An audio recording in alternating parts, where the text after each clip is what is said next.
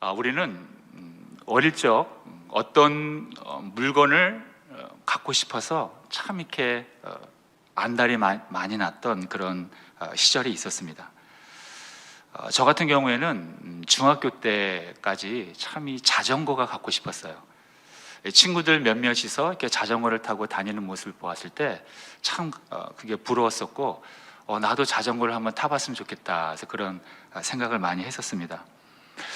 그런데 어느덧 이제 고등학생이 되고 이제 시간이 흐르면서 자전거는 얻지는 못했지만 마음이 변하더라고요. 자전거 타고 다니는 그런 학생들을 보면서 내가 왜 예전에는 저 자전거를 갖고 싶어 했지? 이렇게 그런 욕구가 없어지게 된 것입니다. 왜 내가 자전거에 집착했는지 그 이해를 못 하겠더라고요. 우린 이렇게 그때는 정말 내가 소중하게 여겼던 것들을 시간이 지나면 언제 그랬냐는 듯 그 욕구가 사라지고, 욕구가 사라지는 것뿐만 아니라 기억조차 하지는 못하는 경우가 사실 너무 많다는 것입니다.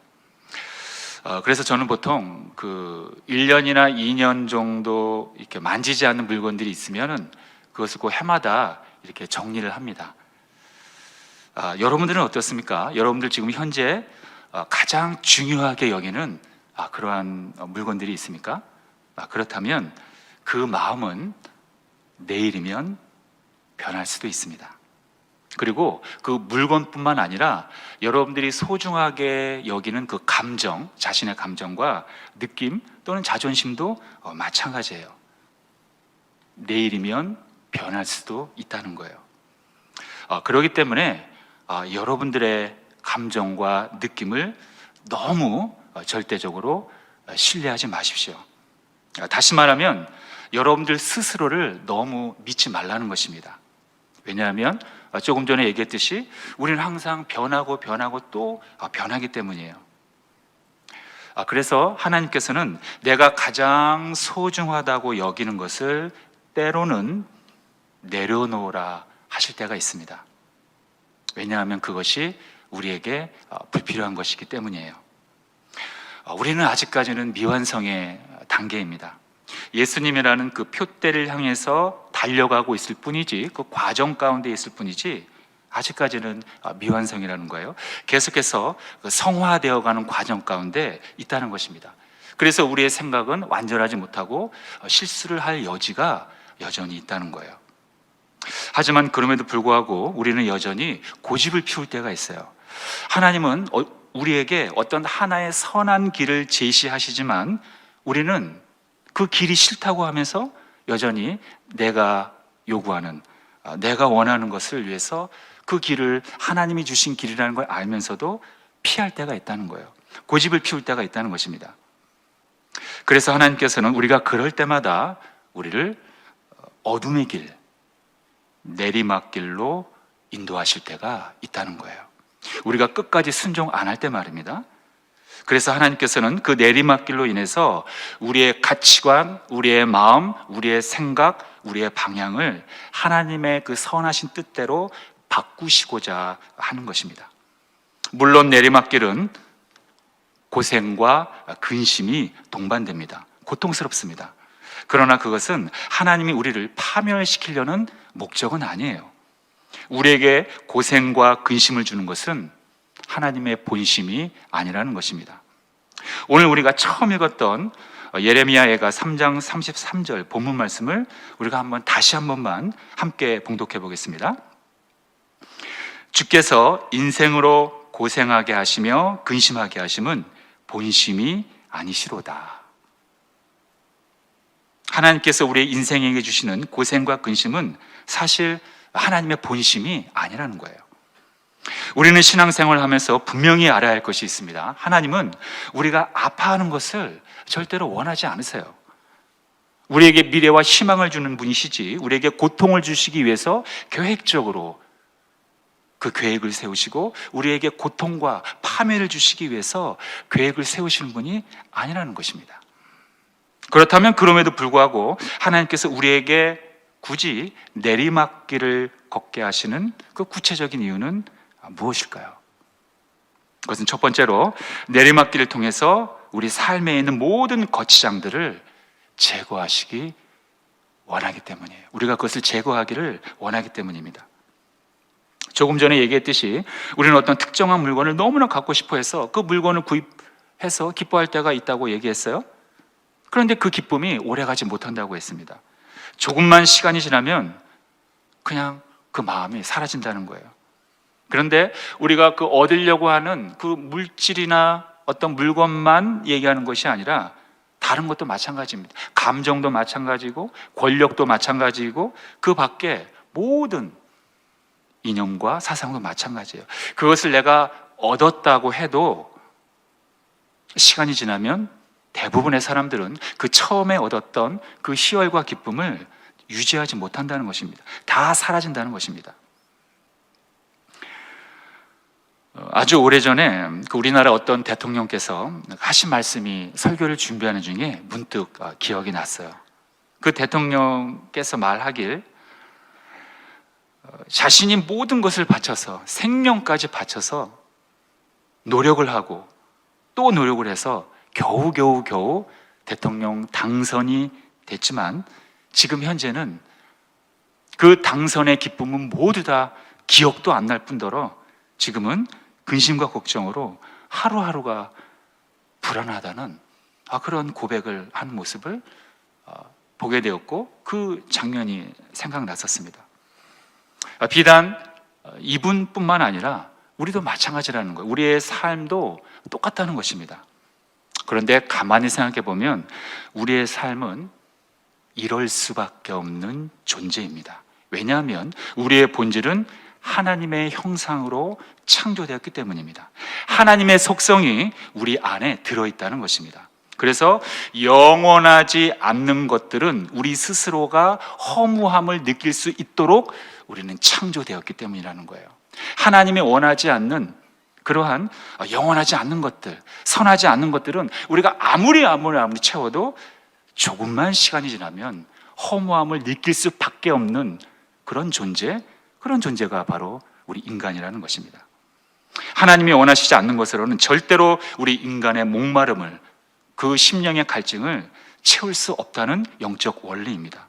하나님이 원하시지 않는 그저 우리의 삶에 그런 어떤 치장하는 것들, 거치장하는 것들, 그런 것들은 다 허세일 뿐이라는 거예요. 그리고 그런 삶에 있어서 거치장하는 것들은 우리를 결정적으로 하나님으로부터 멀어지게 한다는 것입니다.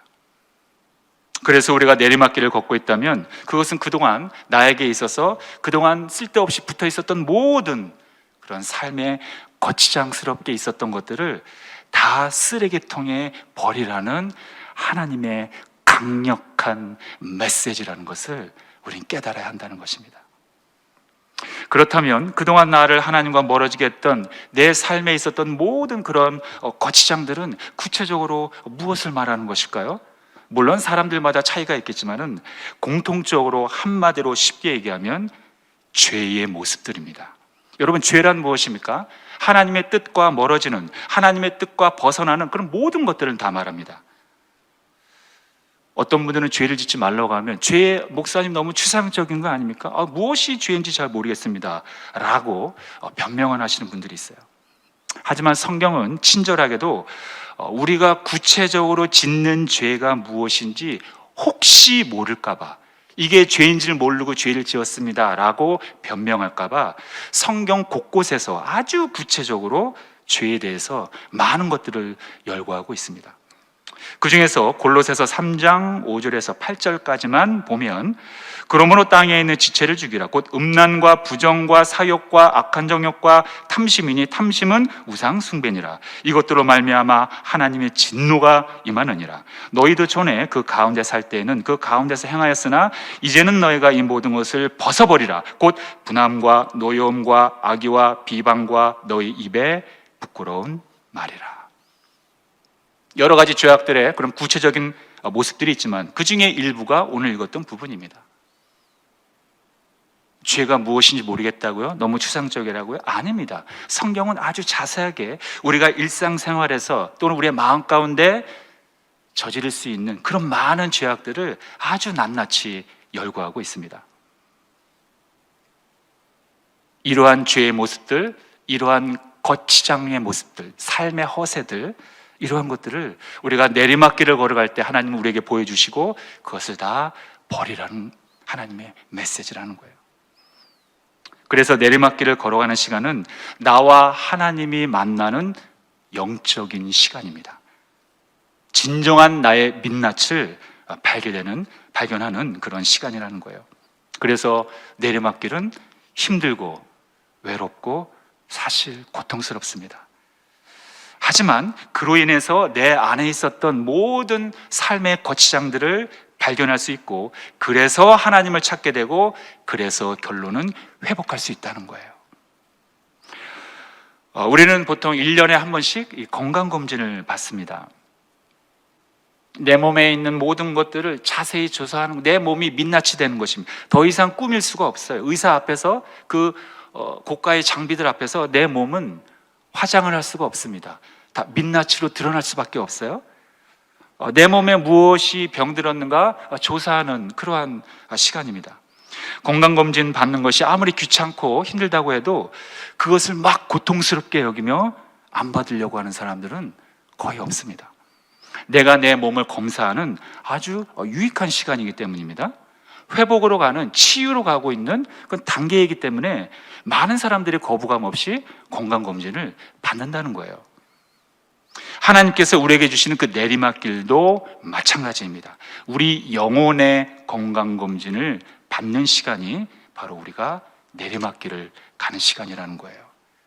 그 내리막길을 통해서 나와 하나님과의 관계를 정직하게, 솔직하게 발견하는 것입니다. 혹시 이 자리에 지금 내리막길을 고통 중에 걷고 계시는 분들이 계시다면 자신의 신앙을 다시 한번 성찰하여 혹시라도 정말로 거치장으로 나를 꾸며왔던 모습들을 발견하셔서 모두 떼어내시길 주님의 이름으로 축복합니다.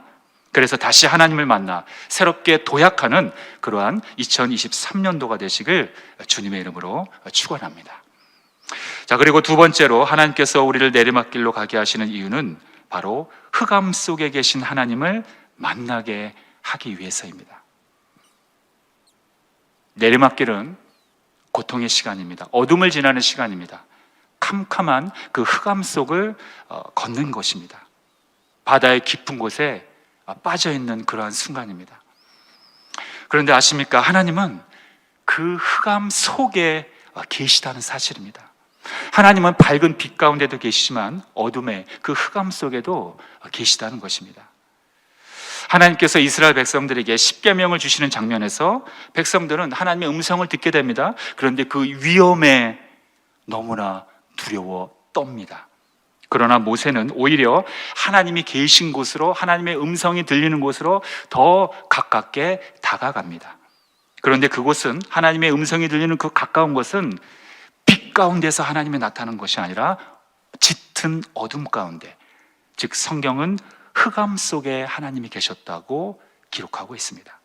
출애굽기 20장 21절을 보면 백성은 멀리 서 있고 모세는 하나님이 계신 흑암으로 가까이 가니라.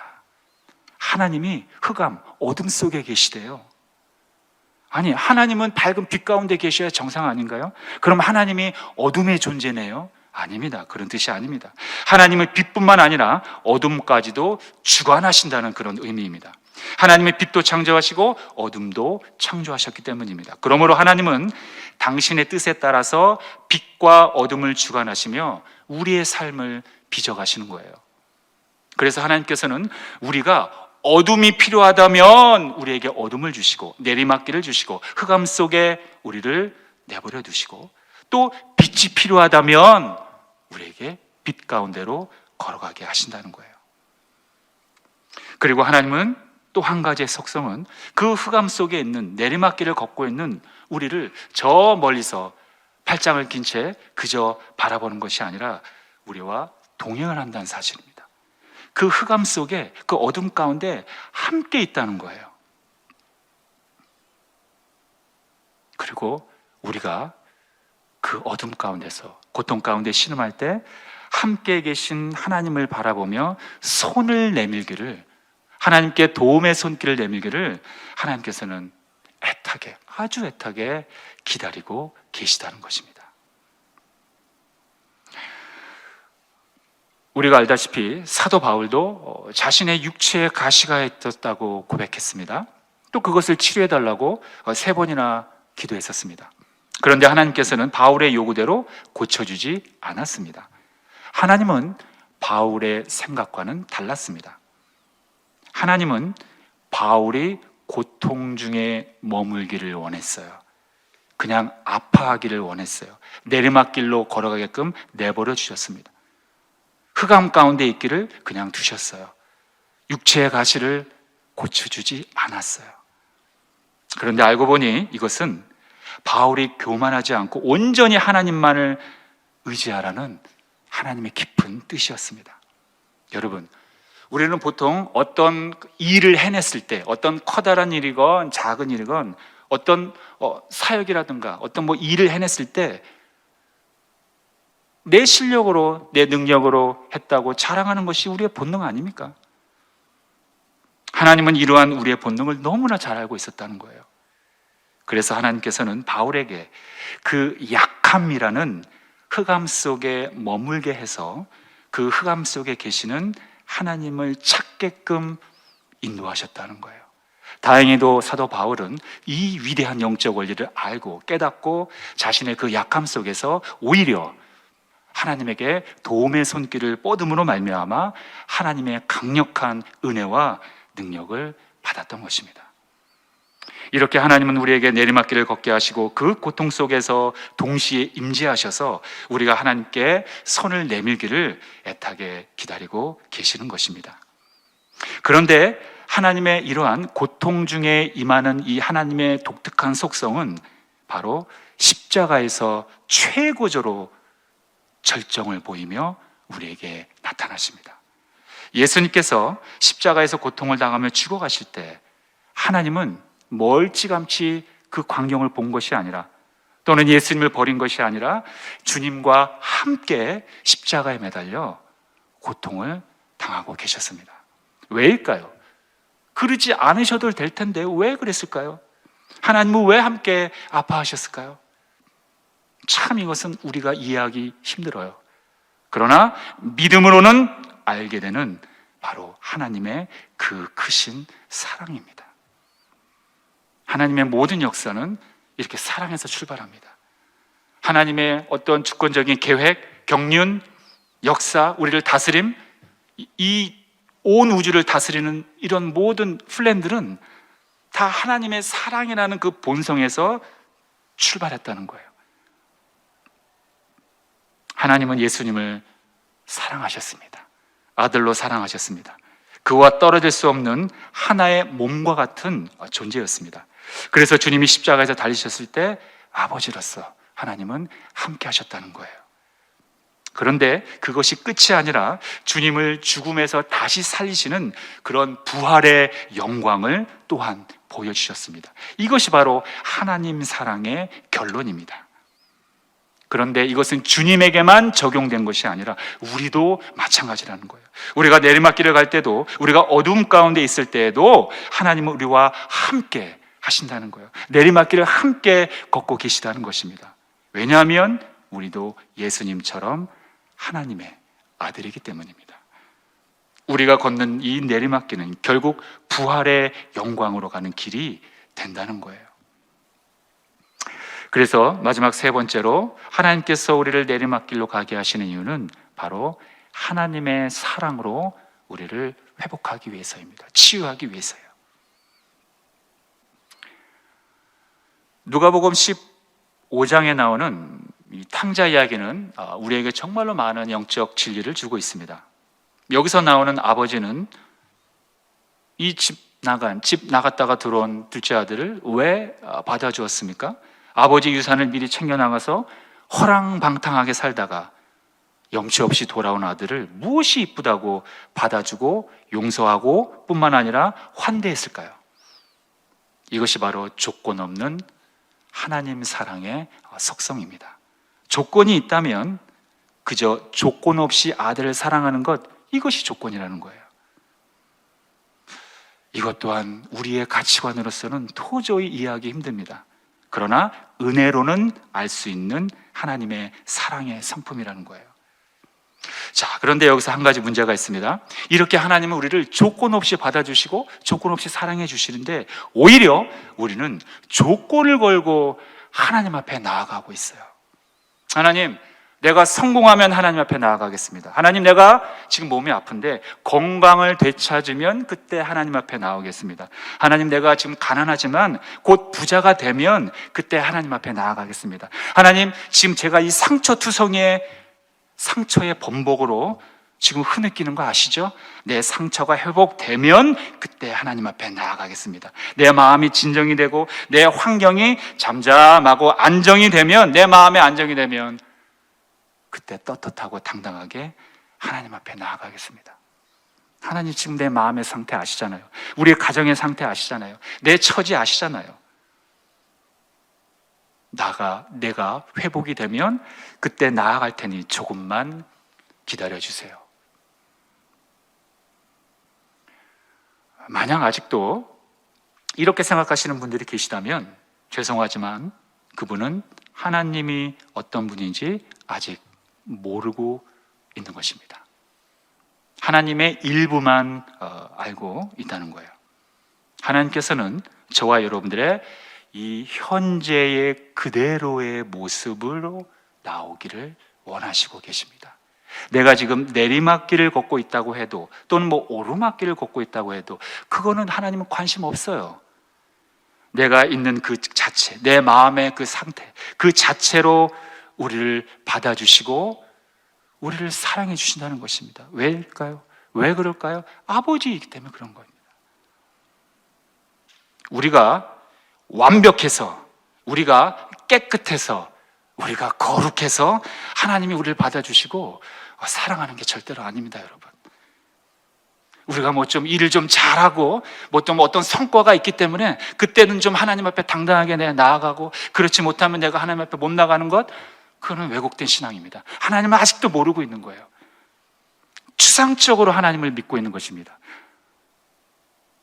그런데 의외로 많은 그리스도인들이 그러한 하나님의 깊은 속성을 아직 모르고, 하나님은 그저 내가 죄 지을까 감시하다가 내가 어쩌다 실수하거나 죄를 지으면 나한테 체벌하시는 하나님, 심판하시는 하나님, 하나님을 믿지 않는 사람을 지옥에 보내는 하나님, 그러한 하나님으로 믿고 있다는 거예요. 물론 하나님은 심판의 하나님 맞습니다.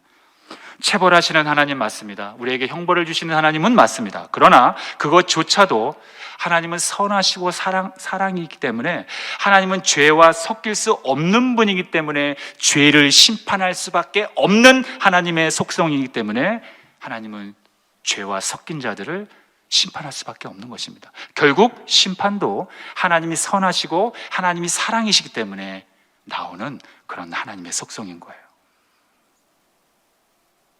이런데 이러한 사실을 모르는 채 우리는 그저 하나님은 내가 조금만 실수하면 나에게 다가와 나에게 겁을 주고 나에게 두려움을 주는 공포의 하나님으로 믿는 분들이 있다는 것입니다.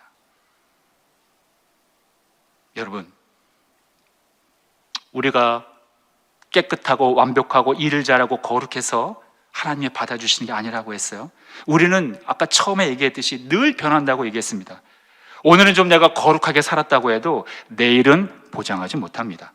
오늘은 내가 성경 말씀대로 살고 오늘 하루만큼 내가 악한 마음을 한 번도 품지 않았다고 해도 역시 내일은 보장하지 못합니다. 이것이 저와 여러분들의 자화상이라는 거예요. 그런데 어떻게 우리가 우리의 의의를 갖고 하나님 앞에 나아갈 수 있겠습니까? 못합니다. 오늘과 내일 늘 달라지는 우리, 오늘은 악했다 내일은 선했다, 또 내일은 선했다 그 다음 날은 악한 우리, 하루에도 악한 생각을 너무나도 수없이 많이 하는 우리, 질투와 교만과 또 게으름이 섞여 있는 채로 입술로는 아닐지언정 마음속으로는 하나님을 배반하고 세상의 가치관에 젖어서 우리가 하나님을 알게 모르게 배신하는 경우가 없을까요? 아닙니다. 하나님은 다 아시고 하나님은 그래도 우리를 받아주신다는 거예요. 우리가 무엇을 잘하고 거룩하고 완벽해서 깨끗해서 우리를 받아주시는 게 아니라는 겁니다. 우리를 받아주시는 이유는 바로 예수 그리스도의 십자가의 희생으로 이루어 놓으신 그 구원의 역사로 인해서 우리를 받아주시는 거예요. 바로 이것입니다. 예수님께서 이루어 놓으신 그 구원의 사역, 우리가 이룬 것이 아니라 예수님이 이루어 놓으신 그 구원의 사역 때문에 그거 보시고 우리를 받아주신다는 것입니다. 이게 얼마나 감사한 일입니까? 여러분, 조건을 만들어서 스스로 억압하지 마세요. 나를 자꾸 억압하고 나를 자유 가운데, 진리 가운데, 진리로서 내가 자유해야 되는데 오히려 내가 자꾸 나를 억압합니다. 그러지 마시고 있는 모습 그대로 하나님 앞에 나아가 기도하시며 예배하시기를 예수님의 이름으로 축원드립니다. 이것이 하나님께서 예수 그리스도를 통해 이루신 완전한 구원의 능력이자 은혜라는 거예요. 그래서 우리는 이 은혜를 힘입어 담대하게 하나님의 은혜의 보좌 앞으로 나아갈 수 있는 것입니다. 비록 우리가 내리막길을 간다 해도 그 속에서 주님과 동행한다면 그 길은 오히려 우리가 도약할 수 있는 놀라운 지름길이 되는 것입니다. 그래서 주님이 함께 한다면 내려가는 것도 도약이 될 수 있어요. 충분히 될 수 있습니다. 그러니 우리는 무엇을 해야 하는가? 하나님의 사랑을 믿으면 되는 거예요. 여러분, 하나님의 사랑을 안심하고 믿으시길 바랍니다. 안심하셔도 됩니다. 그래서 여러분들 모두가 그 어둠의 긴 터널 끝에서 우리를 사랑의 모습으로 기다리시는 하나님을 결국에는 만나시는 그러한 축복의 자녀들이 되어 올해 2023년도를 승리 가운데 살아가시길 예수님의 이름으로 축원합니다. 기도하겠습니다.